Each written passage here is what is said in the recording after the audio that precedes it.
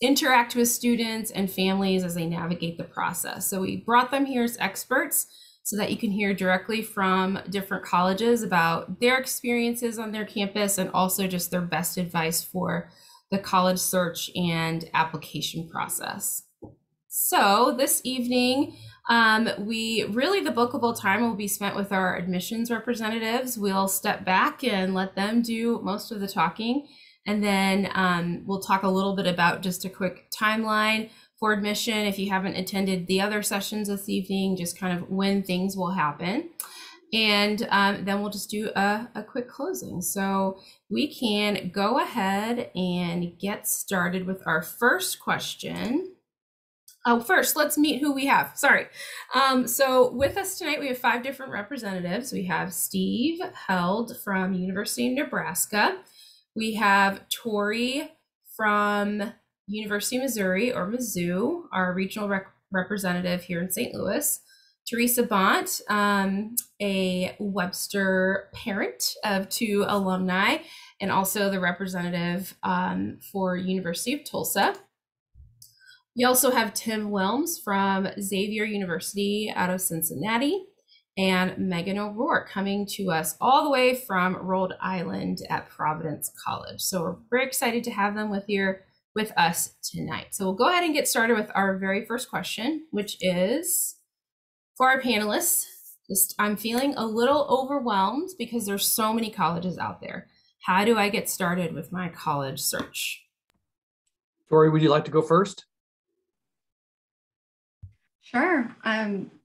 Yeah, I think for students nowadays, I think a lot of them are getting started with online, getting started with that college search.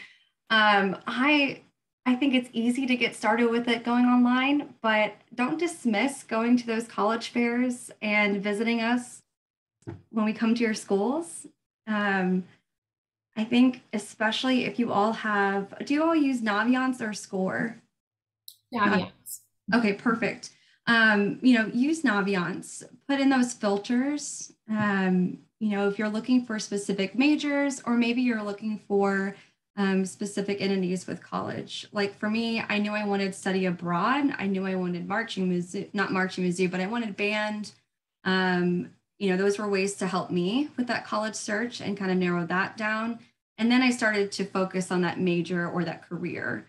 So even though you may not know necessarily that major right away, think about those other pieces to help narrow that down. I didn't have some of those, tips and tools of the trade out there like Naviance to help filter. So utilize that representative, not just the Google, right? Or Naviance. Go to those visits and fairs as well. But definitely use those online resources along with that. Anything to add with that, Steve? Yeah, a couple of things. And it's really a layer, as Tori said, getting to know the folks, especially the representatives, it really can help you. It's okay to go to more than one table at a college fair. It's really terrific to go to 5 or 6 or 7 or 8, or listen to the conversations that are happening at the tables next to you while you're talking to representatives, because we do that. We're all very used to each other. Starting early, I think, is good, but I think it can lead to some families being even more overwhelmed. Understanding admissions requirements. Are there admission requirements? Narrowing down majors, narrowing down professions. What do you never want to do in your life? Well, guess what? You've eliminated all those majors. But things that you're drawn to, or that are passionate about, can really help guide you. There's 4,500 colleges and universities. And I always just throw that number out thinking I would overwhelm people. But most students are going to apply to 8 to 10 or even fewer. So incredibly small subset of small subset of small subset. Visiting schools definitely can help. Even as sophomores on a summer trip, maybe stop in and see a school or two. But it's up to you to do your research. The internet has leveled the playing field. with a lot of virtual possibilities now for colleges and universities too. So we've gone out of our way because we knew that some of you couldn't come out our way, so to speak. Thanks. I'm going to also add on there, even if you don't know what to ask, come up to our table or send us an email and say, hi, I'm a junior or a senior, and I'm not even sure what to ask yet. And we'll help you out. We're very familiar with that. So if you just tell us a little bit about yourself and say, I'm not really sure where to begin, we're more than happy to go from there. We get paid to talk, so that's great. Thanks. All right, so this is a very loaded question, but how has COVID impacted the college search and the visit experience? And what should families know as they get started with their college search?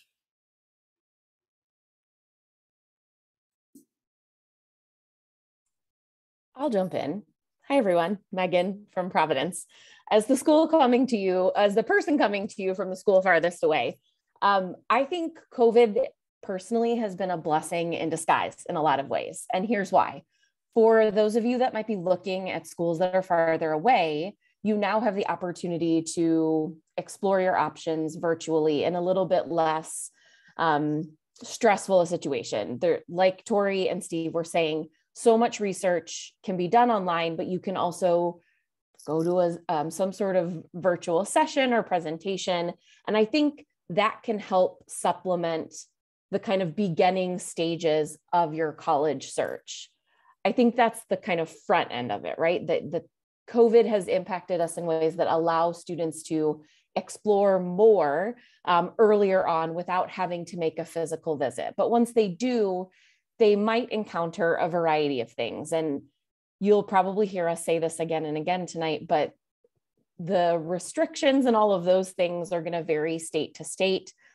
So I would say that Tori and Steve both brought this up, this idea of getting connected to your admission counselor, sending a quick email, just saying hello, asking a few questions. The requirements of what it takes to come visit, Providence College versus the University of Tulsa, for example, might be different. So it's a great question to ask us as to what can I do while I'm there? If you're making these trips, you want to make sure that you're getting the most out of it. So sign up for the official visits, sit in on a presentation or meet with an admission counselor, take a tour.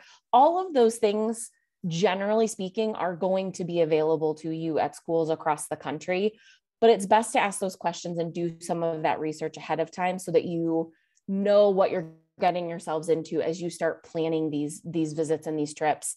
And you can really start doing that now through the summer, as Steve mentioned.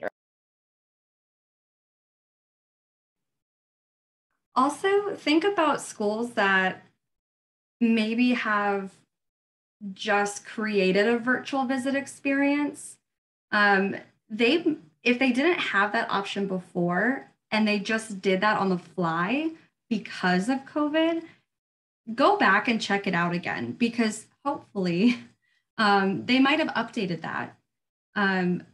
That was just created because of COVID. So go back and check and see if they've updated that virtual experience. That was created for you, but hopefully they've updated that to make that a better experience for you. And especially now, as this is a fluid situation, they might have done, some changes that might look better, and they might offer some different types of virtual experiences. So I can't speak for other institutions because I don't work for them, but for Mizzou, we have a virtual tour experience. We also offer experiences where you can actually tour like FaceTime, essentially, with a current student on campus. So there's different types of virtual tours that you could do, if that makes sense. So seek out those types of virtual experiences with COVID. Or can you go physically on campus and do those other, I would say, normal types of visits? Because COVID is affecting different people all differently across the country. So most institutions have a COVID site for their institution where you can stay up to date on that information, as well as where you're going to, maybe sign up for that visit. So they should have that information right there where you're signing up for that visit. Yeah, and those are all great points. Just to add on to that, from our perspective, all these different institutions around the country, we want to show off our campus and our university to you. So, who knows what's going to happen in the future? I remember back in May 2020 and June 2020 and et cetera, we said, yeah, who knows what's going to happen? And 2 years later, we're still talking about it. So, I would just emphasize that we have a vested interest in showing you putting our best foot forward whenever you're on campus. And even if you can't, for whatever reason, God forbid, I'm knocking on wood and I'll find some salt and, do the whole thing. If for whatever reason we aren't able to showcase our campus at a particular time, whichever institution it is, or maybe it's all of our institutions, or who knows, we will always do everything we can to provide options for you. So, for instance, I would think as a junior in high school, a lot of St. Louisans during spring break, that's a popular time for juniors in St. Louis to go all over the country, right? Go all over the Midwest at least, and look at those colleges and universities for that first time. If for whatever reason there are issues with that, there will be opportunities in the future. So, for instance, even in the height of all the craziness with the pandemic, we still, at least at Xavier, did everything we could at least to say, hey, we'll have you on campus because we know you have to make a decision as an admitted senior in a month. And we'll go around and just do a self-guided tour. So that way you can at least see campus, and things are heading in a good direction with this pandemic. But just to emphasize that, please work, feel free to reach out to us, like everybody's saying, because we will, at this point, we're all flexible with how you can view campus. And at some point, we want you to be on campus in whatever way that looks like, because we know that's important. So just keep in communication with us and we'll help as best we can. And I know I don't want to harp on this. I just want to add one more quick tip. So I agree with everything that's been stated. And as you are planning your college visits, and spring break is a really popular time to visit, as Tim said, my suggestion would be to schedule these visits as early as possible, meaning you are making your plans. Go ahead and register for these visits with the colleges as you're making your plans, because the pandemic has caused the University of Tulsa to limit, and I'm sure other schools too, to limit our number of visitors we can host at one time. I would hate for you to make all these great plans and then go register for your campus tour and find that we are sold out. We are full, we are at capacity. So as you're making your plans, go ahead and register for these campus visits with us. Great, thanks, Teresa. Okay, so I am unsure of my college major. How important is it for me to have a major in mind? You can start, Tim. Sure. Yeah, I think there's a fine balance here between, knowing what you want to do and also, not being closed off to opportunities and possibilities. So what I mean by that is certainly by the time you're a junior in high school, I think most students know that, okay, I have interest in this, maybe I've really enjoyed my, marketing class that I took as an elective, or wow, I've really enjoyed that biology course. And so you can use that to start figuring out, like, what are the interests that I'm really thinking about. So use that as a way to help start thinking about the college search process. So there are definitely students out there, like as two quick examples, a student who really is all in on being a nurse, right? Oh, I've known since, I was age 10, I'm going to be in healthcare in some way or another, and I really want to be a nurse. Or if you're really thinking, wow, I really want to do engineering, that will maybe affect the way that you're looking at schools, where you might start looking at some of those specific engineering schools, right? Could be Missouri S&T, could be Purdue.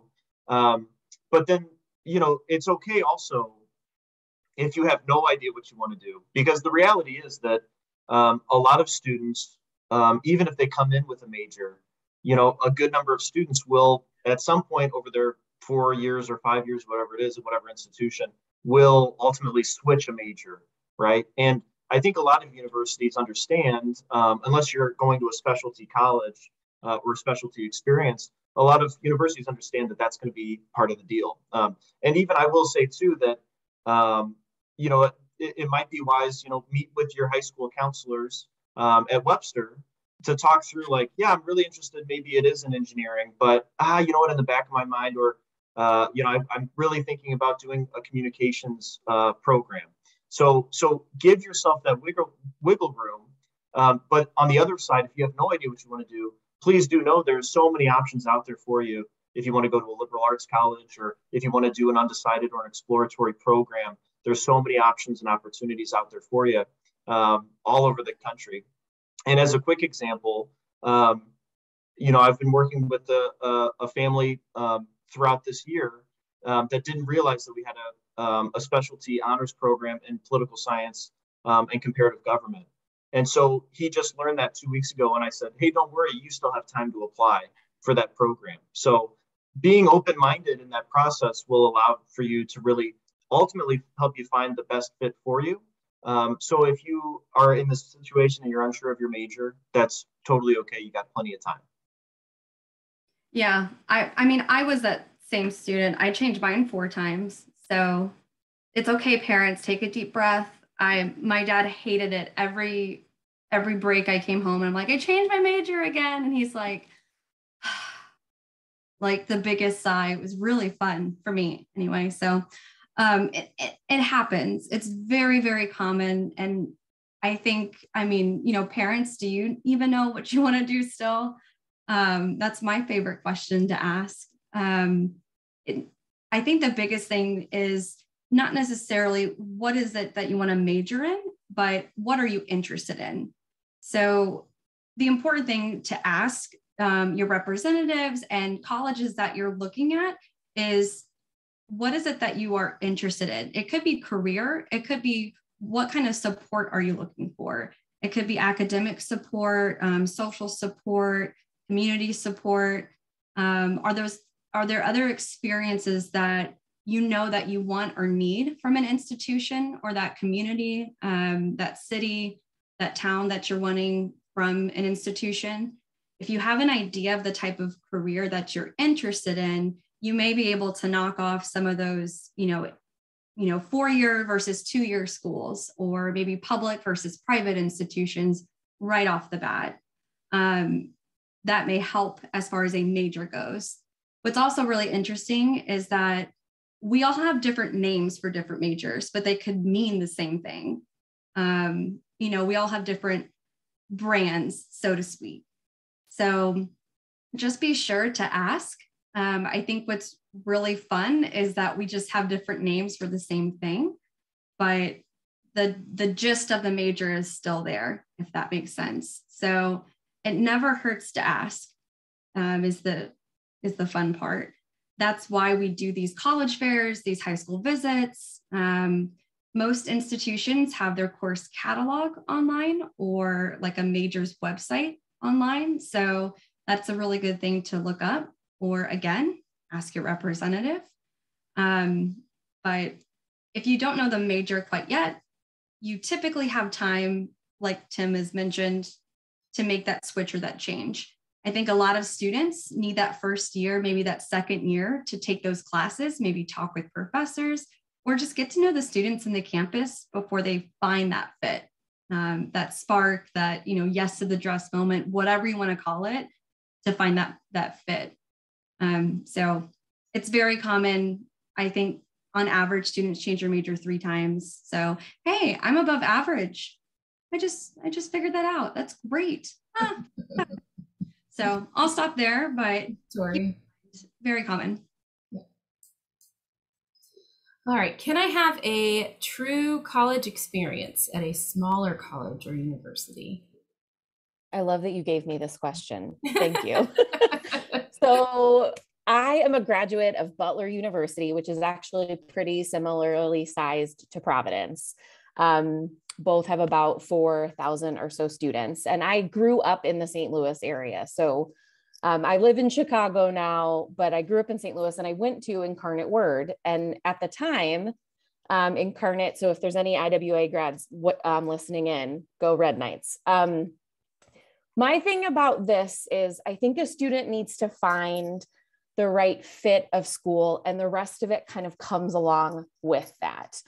My experience at Butler, the work that I've done at Butler, I worked at Butler, I work at Providence, and I also previously worked at Marquette University.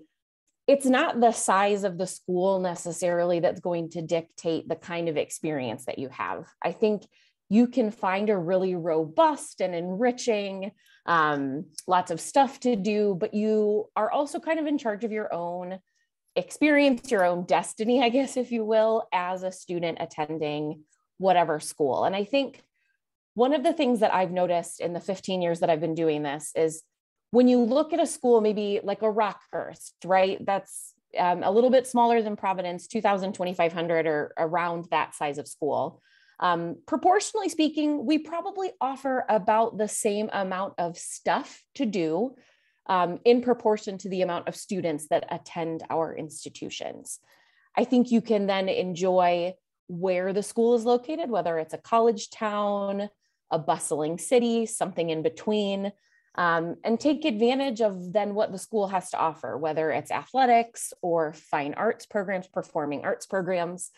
Every school is going to offer a variety of things to do, regardless of the size of the school, because one of the things that we know is that part of the education that you're going to receive is not in a classroom.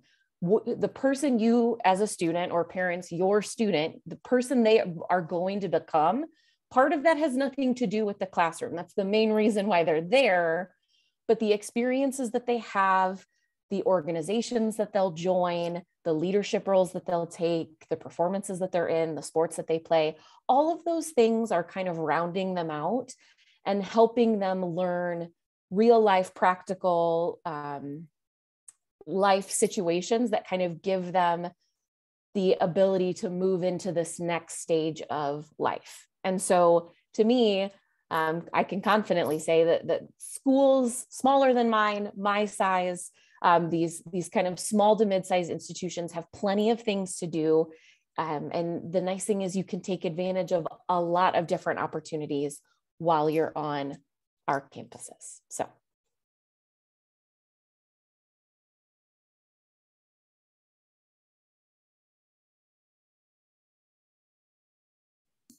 All right. So, and the opposite question, really, can I have a true personal education at a large college or university? So, Steve and Tori.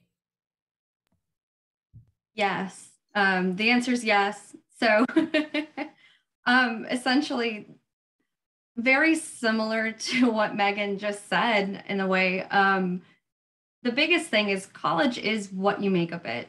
I know that sounds very cheesy, but if you don't partake in the resources that the institution has to offer for you, so for example, I know hopefully every institution has this as a requirement, but for Mizzou, all of our faculty have what are called open office hours.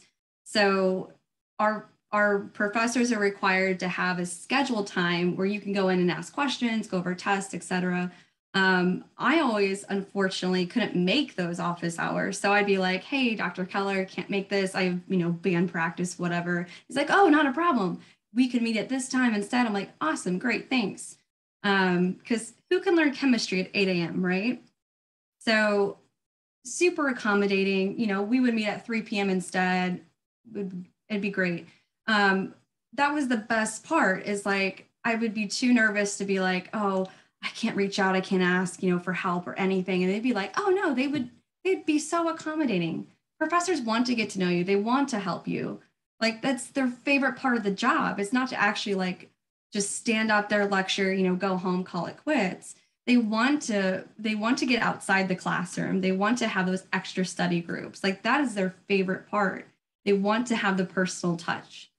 They want good reviews. You know what I mean? So absolutely personal education by far.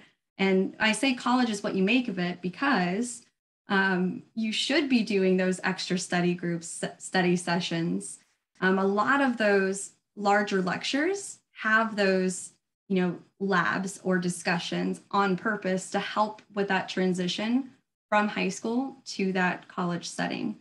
I graduated with a class of 35 people and went to a very small public school, and I went to a, medium to large institution. So for me, it took me about 2, maybe 3 weeks to go, wow, I can do college. This is fine. I got this. So my first semester was really scary. I didn't think I could do it. And then after that 3rd week, I was like, this is nothing. I've got this.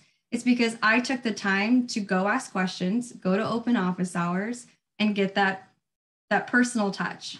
I actually took the time to get to know my fellow peers. I finally asked questions in lecture, not just in those labs or discussions. So again, it sounds super cheesy, but college is what you make of it. So if you don't take the time to go in, not just open office hours, but ask questions, then I guess you don't get that personal touch. But I'll leave it at that. But yeah, Steve, if you have anything else to add, go for it. One of the things that I found astonishing, I have 2 kids in college myself. When I talk to a senior in high school or junior in high school, and I say, do you know that you're only going to take 40 classes in college? 40. That's 120 semester hours. That's how many classes you're going to take.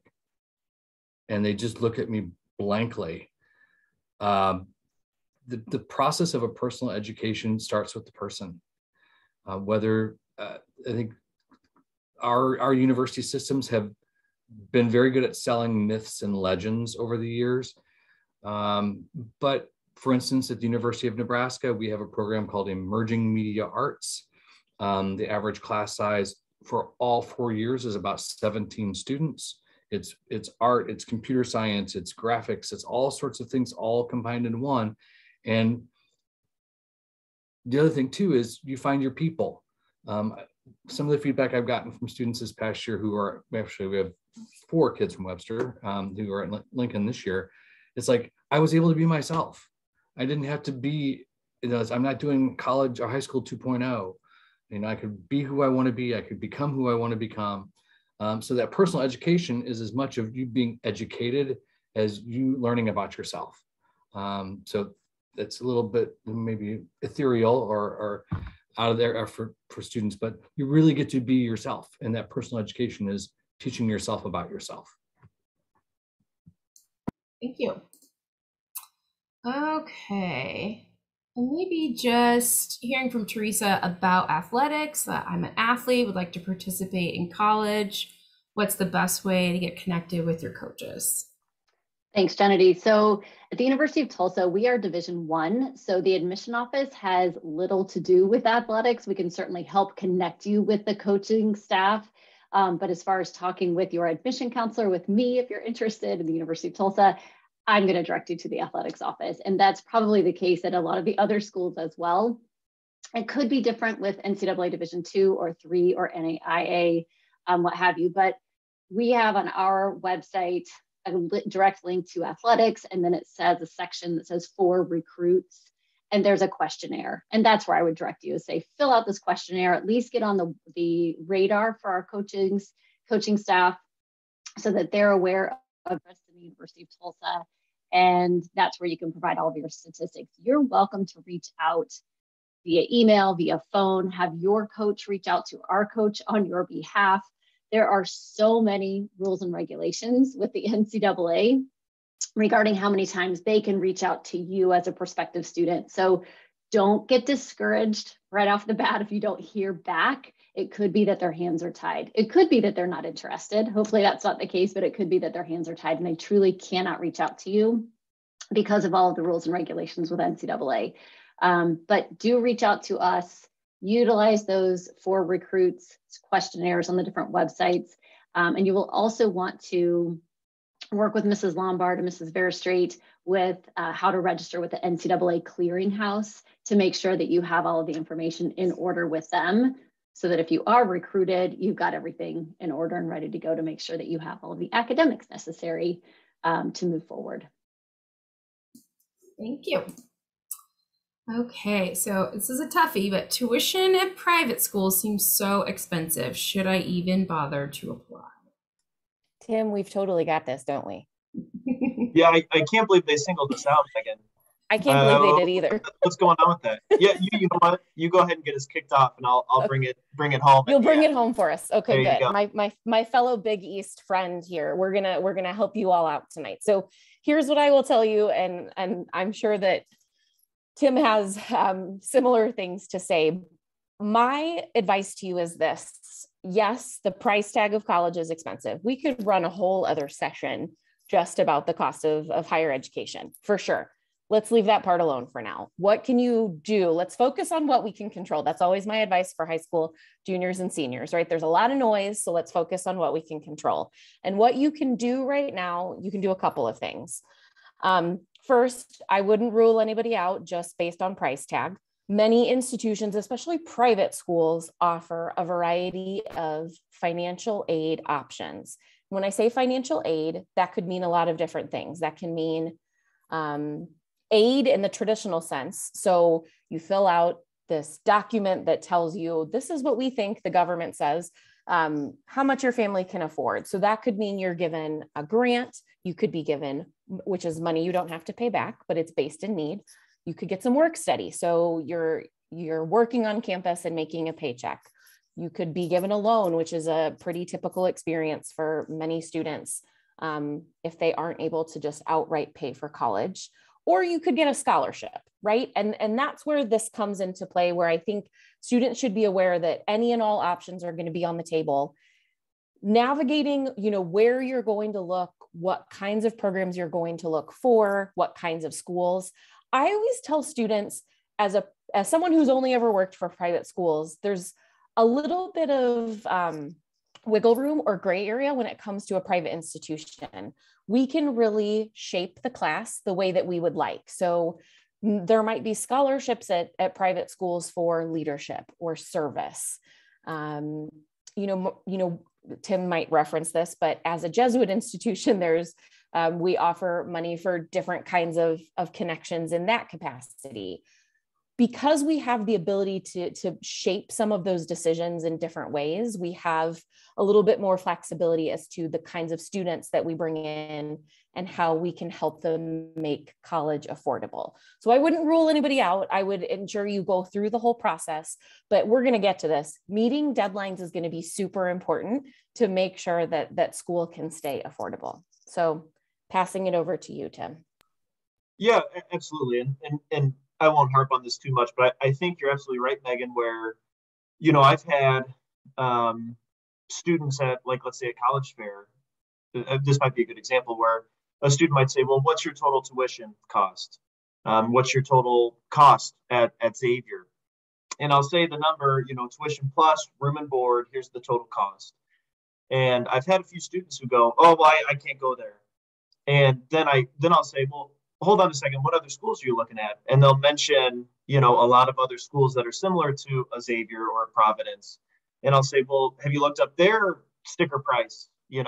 And so not to throw everybody under the bus, that's not what I'm doing here. What I'm saying is make sure I think it's a good thing to be educated on, before your visit, what those sticker prices are going to be. And the reason I'm harping on sticker prices, there's definitely a difference, and there can really be a big difference between a sticker price of a tuition plus room and board, average for a year or for 4 years versus what you're going to end up paying per year at a lot of private institutions. And Megan mentioned a lot of those, the processes in play where, make sure you're applying for scholarships, right? There might be an initial scholarship offering. The philosophy of financial aid, especially for private institutions, is to take your estimated family contribution. That is not going to change depending on whether or not you're applying to a private or public school. The EFC is not going to change, but the price for the institution will. But that means also that you might be eligible for more financial aid at a private school, than you necessarily would be maybe at a public institution. So just make sure to keep that in mind, that I think on one hand, knowing that, yeah, the sticker price might be here versus another school, but by the end, the philosophy, at least of financial aid for these private institutions, is that the scales are going to be it might not be perfectly equal, but closer to equal, based on what we can provide. And then at the same time too, on the other hand, I would say, now is really a good time to start talking about, well, what can we afford? Mm-hmm. I think this is a segue to, a lot of times, and again, I'll close on this. What you don't want to have happen is you get into that dream school, let's say, or you've gone on a visit and you go on another visit and you go, yeah, this is my school. And then you see the financial aid package, and then there is like that shock that, oh, I thought this was going to be more attainable. So you want to start having those conversations now as a family. And then, like Megan said too, even if you get to that point and you say, I think it's not going to be a viable option for us, at the very least, talk to us as admission people and talk to the financial aid office. It's not always going to work, but there are opportunities for grant and aid, not just at the beginning of the cycle, but there could be other things you could apply for down the road. That's my TED Talk on that. One last point to make, and this is the data is a year old, but they calculated kind of the average debt of someone graduating from a private school versus a public school. And even though the sticker price, like Tim is mentioning, is maybe 10, 15, possibly even $20,000 more in 1 year, the total debt between, over 4 years, there's only $10,000 difference between someone graduating from a public school and a private school. So it's not as big of a difference as I think a lot of families realize. So Gennady, sorry. So Megan, you're saying we're all in this together. We're all in this together. We are, case. Tim. Yes, exactly. Yeah, that's great. I hadn't heard that before. So, all right, in the interest of time, this will be our last question. But if you could each just quickly talk a little bit about what factors you look at in making admissions decisions for students. I can start. So at the University of Tulsa, we are a small to mid-sized private university. We are holistic in our review. So when students apply for admission, we take all factors into consideration. We read every part of your admission file. So the most important thing, though, is your academic preparation and your academic profile, making sure that you can actually succeed at the University of Tulsa. We want to make sure that we are admitting students who can succeed academically. So we'll look at your curriculum at Webster Groves High School, making sure that you've taken a solid college prep curriculum, honors, AP courses where you can. We'll look at test scores if you submit them. We are currently test optional. If you submit them, we are not test blind, so we will see them. You can opt out of that process, though, and tell us that you do not want to submit scores. You do not want them to be considered as part of your admission review. We don't publish minimums for grade point average or for test scores. Our average is about a 3.9 weighted grade point average out of high school. That is not a minimum. That is the average of our students who are admitted and who enroll at the University of Tulsa. Counselor recommendations, teacher recommendations, list of extracurricular activities, your college essay, all of that is part of that decision. A college recommendation is highly encouraged. It's not required. Same with teacher recommendations. An interview is not required either. It's always encouraged. It's with me. I live in Webster Groves.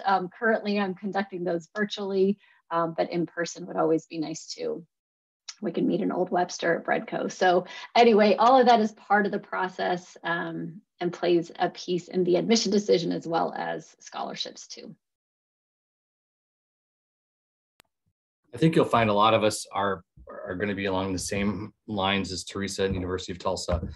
We consider our admissions process to be holistic, with the top two pieces that we're looking at is your academic work and or academic rigor, the coursework that you're taking. Even at a mid-sized large institution, about 20,000 undergraduates, it's pretty cool. I'm sitting in Edwardsville, Illinois. I review a lot of applications. I I have about 500 kids who apply from the greater St. Louis area. I won't tell you that I review every single one of them. We do not require, as part of our admissions requirements, we do not require a personal statement or essay. We do not require letters of recommendation. I like to meet with as many students as I can. I've done a lot of that virtually. But for me, the proof is in the pudding. I'm still astounded by this. Our average admission rates at the University of Nebraska from greater St. Louis area kids has been hovering about 87, 88, 89% over the last 3 years. It's 95% this year. So suffice to say, most of the students who are applying are more than qualified. We are test optional, so you can choose whether or not to share that test score with us. I do have a lot of conversations with families. They're like, should I, shouldn't I? It's going to hurt, it's going to help. It'll never hurt you. Absolutely never, ever, ever hurt you. But if you want to submit, you can. And I know that's still part of it. It's ingrained in everyone's mind. So we are not sure if we're going to continue test optional for next year. That is not confirmed yet. My suspicion is we will, but it is not confirmed. So stay tuned. Do not email me every day and ask if we will. I would not like that, but just stay tuned. Keep an eye on our website. We should have a decision on that by the end of the spring semester, basically early summer. But my suspicion is I hope we do keep that option for you all. So as of now, we will look at a test score and core classes. So we're always going to look at 17 core classes and either an ACT or an SAT. We like to see a 24 ACT or an 1160 SAT. We have absolutely no preference on which test you take. No preference at all, whatever you're good at. We do have sliding scales. So if that ACT or SAT is a bit lower than that 24 or 1160, we need to see you doing better in high school. So I did put the website up there that has the admission requirements for you all. But if you do have questions, let me know. And again, just stay tuned on that test optional piece. So if that is the case, instead of submitting that test score, we just ask that you fill out some essay questions instead, or if you apply with the Common App, fill out one of those essay prompts instead. I'll go quickly. Here's what I will say. There's the biggest difference that you'll see between a bigger public school and a smaller private school is probably within the application process. So Tim and I are going to have a lot of similarities in what we tell you about the way that you apply to our schools. So for Providence, we're very lucky. We've been test optional for about 15 years.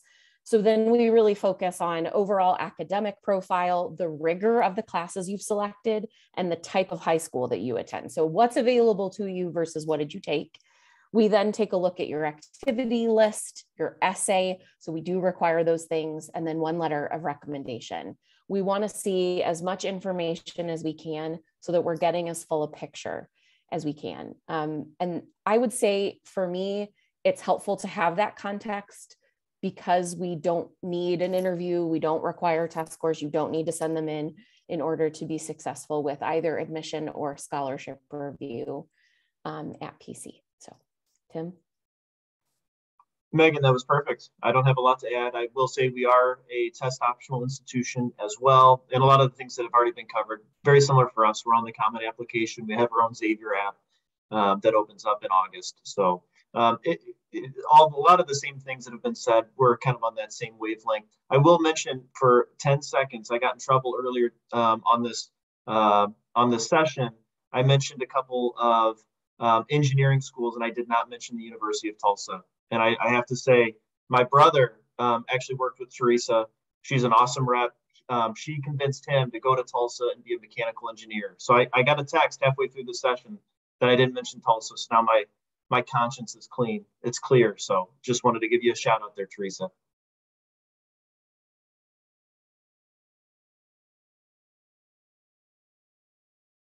Okay, so we are slightly over time, but if you can share one piece of advice just a quick snippet of this entire college process, all of your experience and all of the students you've worked with, what would that be? I'm going to start just really quickly here and just say, listen to your heart, listen to what you're feeling inside. You're going to have so many influences on your decision, your parents, your college counselors, your friends, neighbors, people who don't even know you are going to tell you their thoughts. So stay true to what's important to you as you're on a college campus and seeing what experiences you're going to have and what opportunities are available. It may not always be the big name school, but if it's what feels right to you, that's where you're going to thrive and be successful. So just stay true to yourself through this whole process. And I wish you the best of luck and have fun. Yeah, pay attention to your feelings. Teresa and I worked together many years ago, and I remember Ned always talking, one of our administrators talking about just families and students, and it's the feels. It's what you feel. If it feels right in the right place, whether that's 7 hours away or 10 hours away or 16 hours away or 45 minutes, and making sure that you allow yourself that time to think and consider it, and absolutely positively communicate as a family. Yeah, Teresa and Steve, I love that. And to tack onto that, Teresa, I love what you said about have fun, because that's always my big advice whenever we do something like this, specifically for juniors and junior families. Because the reason we all are in this industry is because it's a lot of fun. We get to represent our institutions. We get to tell you all the great things about our institutions and help through the process. And I will tell you, every spring for seniors, our seniors wake up one day and there's usually a week or a weekend where we all start getting a lot of emails and phone calls in the springtime. And it's always around, oh my gosh, I have to make a decision.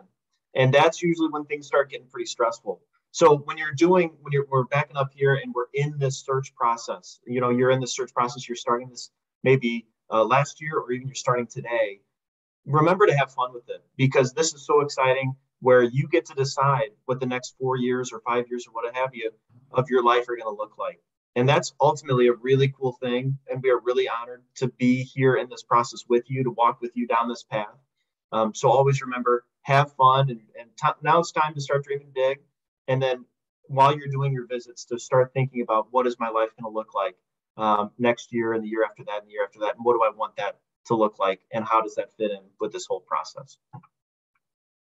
I was just going to say, on top of all of that, though, stay organized. It's so easy to, have emails and all this technology. It's easy to think that you're going to remember everything. But if you have like a list of schools, even if when you get down to that one school, stay organized. It's going to be hard to keep track of dates and deadlines and what's coming up next.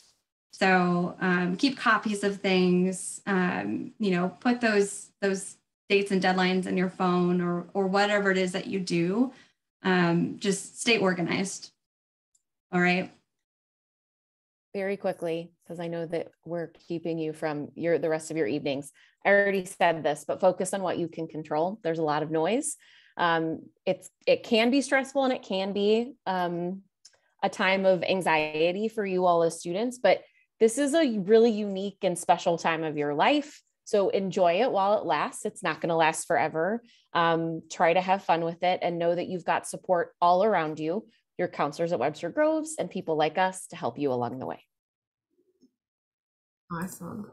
Thank you so much. We had a few other slides that we'll have available for you all after the presentation that you can cover with just basic information about the search process. But thank you so much for being here. I want to thank our panelists. They are so good to us and good to our students. And so we're really just thankful for their expertise and their time and sincerity tonight. So that is all we have for you. If you have questions, they did leave their contact information in the chat, and we can certainly get that information to you as well if you'd like to reach out to one of them after this evening. Thanks again.